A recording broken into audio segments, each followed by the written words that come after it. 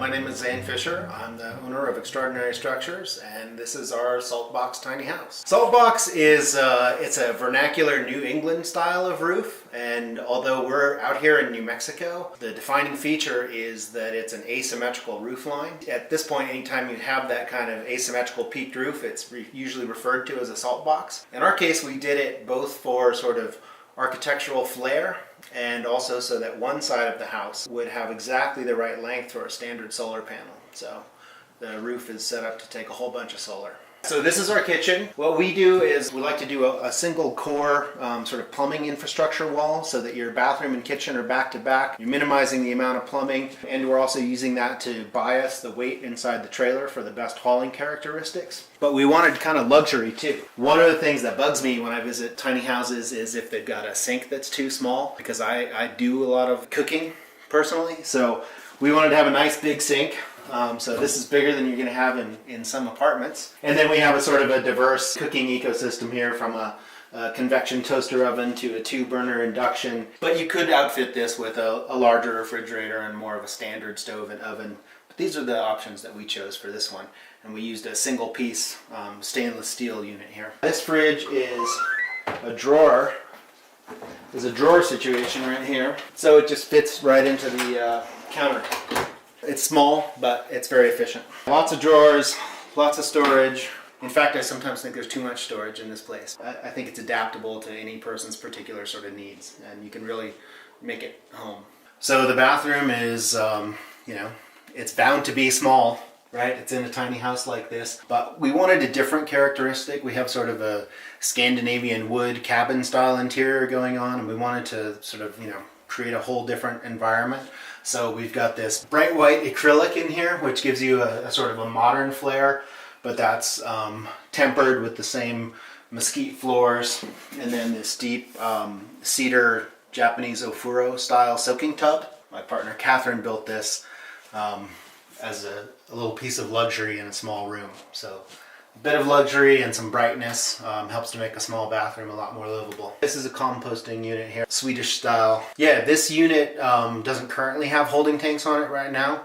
So what you would do is either tie it into a septic, or depending on your location, use a gray water system or add a tank. If, for example, like this unit will end up spending its life probably in New Mexico. You can do gray water, but your kitchen water is considered black water. So what we have pre-installed on the kitchen sink is a valve. So you could direct it to a tank, or if you're not using food, you could direct it to a gray water system. We like to avoid lofts whenever possible. They're enjoyable, but in a small space, we don't want to put too much weight up above or take up the nice airspace. But over the bathroom is a natural place to have a small loft. Can sleep up there, or a kid can sleep up there, a guest, or I think of it as kind of a reading nook. And we just have a ladder permanently mounted on the wall for a quick climb up there. And it turns out it's a nice space. A little reading light and a little outlet up there makes it pretty livable. The primary bed, we're using a horizontal Murphy or a wall bed system. So it just comes down right here. So what we do is we move this little fold-up rocker out of the way, and our furniture actually rolls, so we can move it to the side. All right. Just bring it out here, and this guy is what actually ends up supporting your bed, so that they're not in your way when you get out of bed in the middle of the night. You don't end up kicking the furniture here. You've got a little reading light, outlets at bed height, then you're right next to the window. So for me, this is more enjoyable than a loft. What we do here at Extraordinary Structures is a panelized construction system. We do a computer model of anything that we're going to build.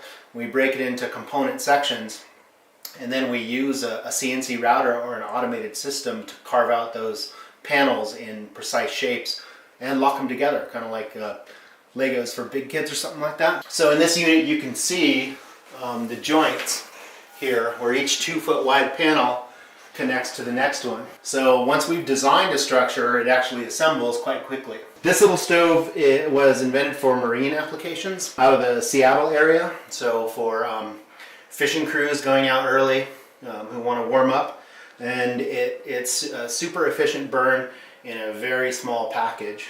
So that's why we like this stove. It's really in here as kind of showing off that there's room for luxury even in a small space. Primary heating and cooling in this unit is done with a mini split, so you don't actually need heat, but it's pretty nice, especially in the winter. Get back from a day of skiing or snowshoeing or just hard work and be able to light up a little fire. Kind of adds that something special that makes you feel like tiny house living is a luxury rather than something that you're giving something up for. Is there anything you wish you would have done differently with this build?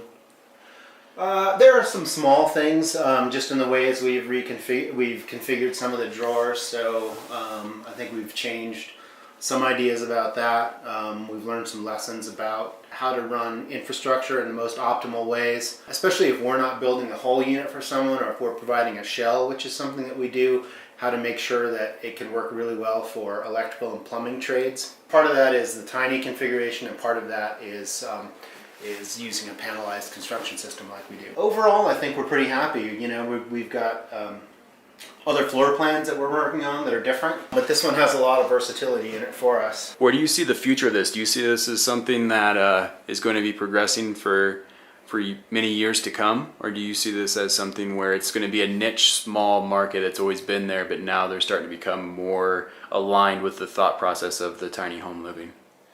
Yeah, I think that there are components of it that are probably niche-y, but I think the idea of smaller, sort of smarter, energy efficient spaces, a little more minimal, especially for people who realize that they don't need much, but they place a high value on maybe resources that are shared in a community or open space or wilderness. I think it's going to continue to branch out. So I see it as we work through zoning issues. I see it having a pretty large impact on cities where we see prices escalating out of control and a need for higher densities, but in different form factors.